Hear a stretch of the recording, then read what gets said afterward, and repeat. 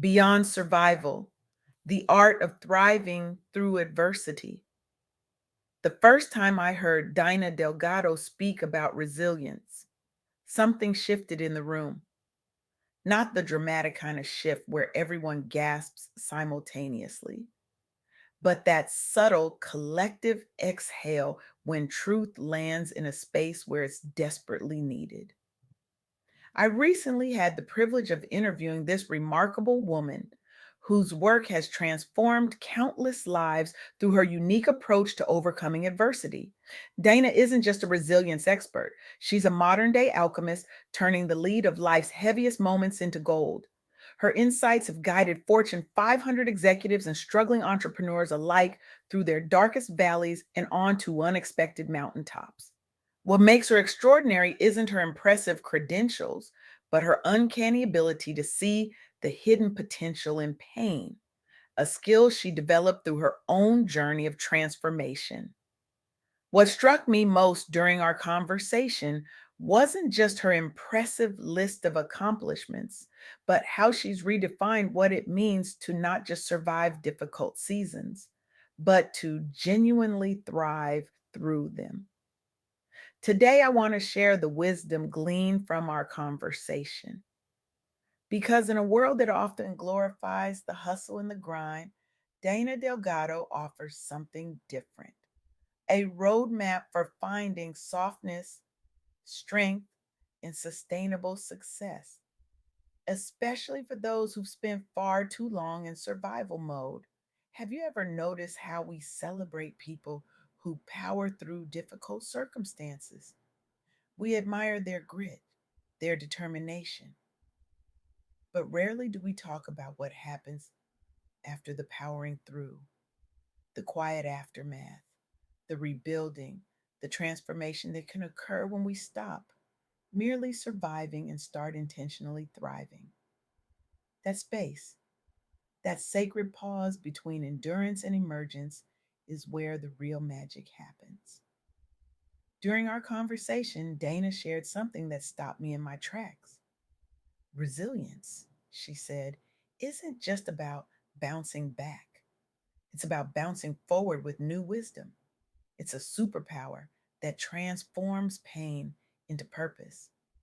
This isn't just inspirational talk, this is practical wisdom from someone who has witnessed transformation firsthand through her work with entrepreneurs and change makers who refuse to let adversity define their stories.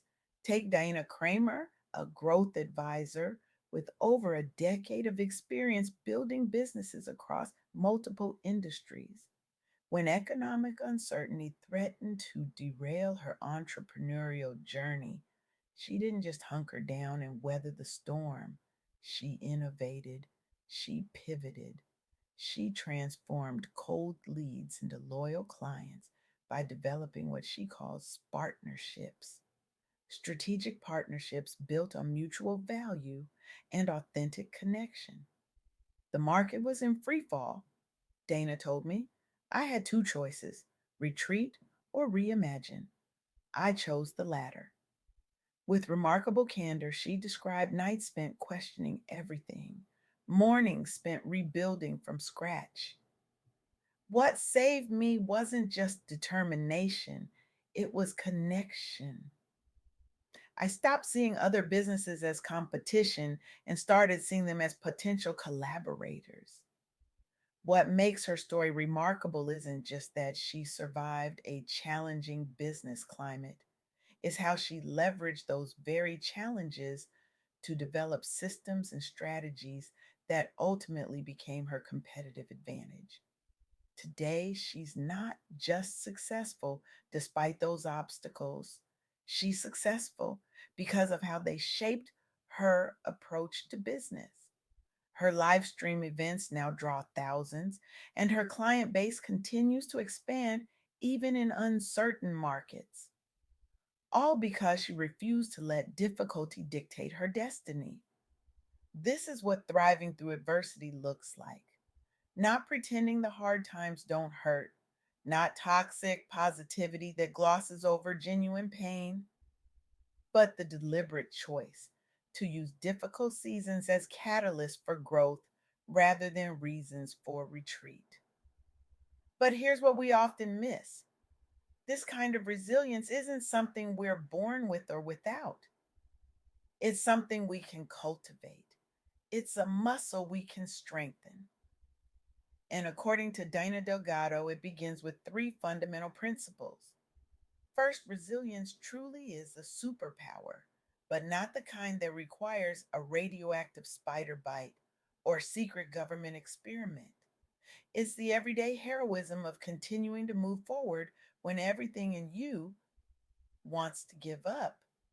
Whether you're facing personal loss, health challenges, or professional setbacks, your ability to keep taking one step after another isn't just surviving, it's the foundation of eventually thriving. Second, your story has power beyond what you can imagine. Every challenge you overcome becomes part of your testimony, a beacon for others navigating similar storms. When you share your journey authentically, you're not just processing your own experience, you're building community and resilience among others who may be struggling in silence. I saw this principle beautifully illustrated in another story Dana shared about environmental advocacy. After significant career pivots and personal setbacks, a passionate change maker collaborated with Sierra Club on Years of Living Dangerously, an Emmy winning series focused on climate solutions. Despite entering a new field that required learning quickly while navigating complex environmental issues under public scrutiny, she founded the Climate Listening Project to amplify unheard voices in climate advocacy.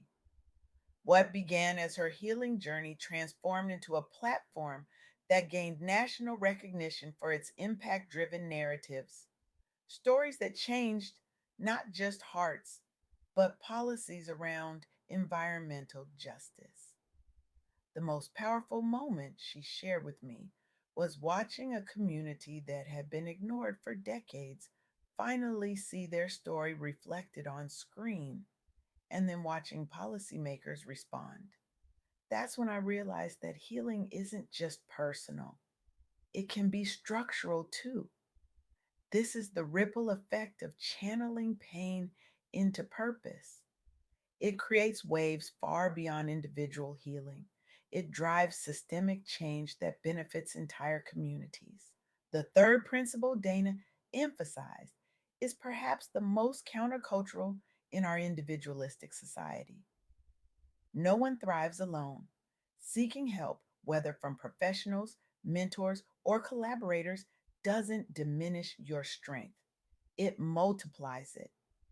This truth was powerfully demonstrated at the Be National Conference last June, where a Black woman entrepreneur received the prestigious Entrepreneur Award at the Smart Woman in Meetings Awards Gala. Her journey included navigating bias within male dominated industries while scaling her enterprise, persistent obstacles that could have derailed her mission.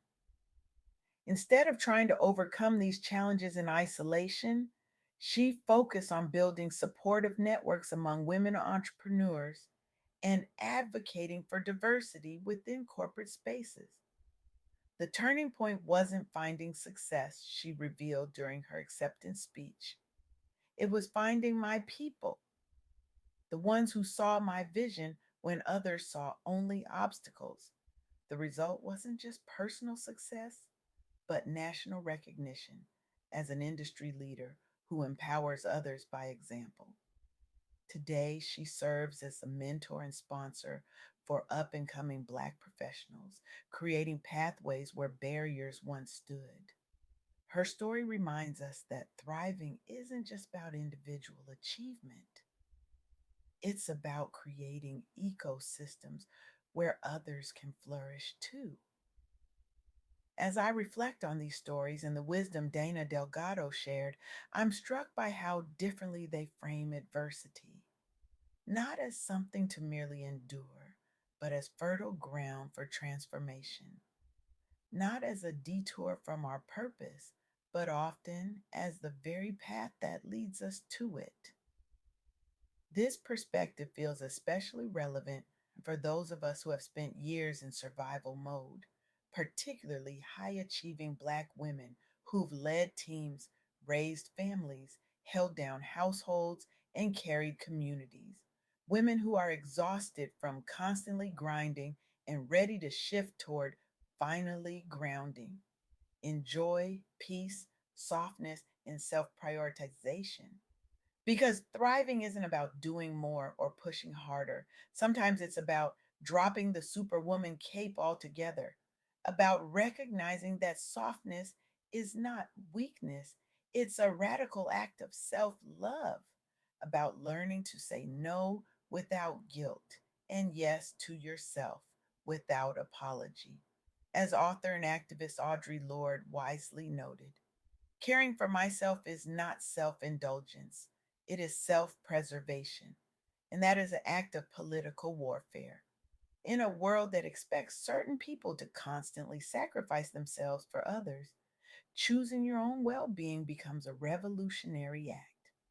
This is what entering your soft girl era truly means, not a trend or a aesthetic, but a spiritual, emotional, and mental recalibration, a sacred pause where you unlearn survival as your default mode and reclaim the joy, rest, and freedom you deserve. The journey from surviving to thriving isn't linear. It's not about reaching some perfect state where challenges no longer touch you. It's about developing the capacity to move through difficult seasons with greater wisdom, deeper compassion, and an unshakable connection to your worth, regardless of external circumstances. So, where do we begin? Dayna Delgado suggests starting with one small step. Reflect on an area where you're experiencing pain or setback right now. Instead of immediately trying to solve it or push through it, simply acknowledge it, sit with it. Then ask yourself, what's one tiny action I can take this week that moves me toward healing rather than just enduring? Maybe it's reaching out for support from a trusted friend or professional. Maybe it's setting a boundary that protects your peace. Maybe it's offering encouragement to someone else walking their own tough path. Because sometimes our healing happens in community. Whatever that step is for you, take it, not with the pressure of having to transform everything overnight, but with the gentle understanding that thriving begins with these small, consistent choices to honor your journey, both the pain and the possibility. As Maya Angelou beautifully expressed, my mission in life is not merely to survive, but to thrive, and to do so with some passion, some compassion, some humor, and some style. This isn't just poetic language, it's a practical philosophy for living beyond the limitations of mere survival. I want to leave you with this challenge. What if the adversity you're facing right now isn't just something to get through, but something that's getting you ready, ready for greater impact, ready for deeper connection, ready for the life you've always sensed was possible but couldn't quite grasp? The stories I've shared today remind us that adversity doesn't have to be the period at the end of your sentence. It can be the comma that leads to your most powerful chapter yet. Starting today, right now, I dare you to reframe your relationship with difficulty, to see it not as your enemy, but as your unlikely teacher. To ask not, why is this happening to me? But what might this be preparing me for? Because beyond survival lies a life of purpose, peace, and possibility. A life where you don't just endure the storm, you learn to dance in the rain. A life where you don't just carry the weight, You transform it into wings, a life where you don't just survive, you truly, magnificently thrive. That life isn't some distant dream, it's waiting for you on the other side of your next brave step. Take it.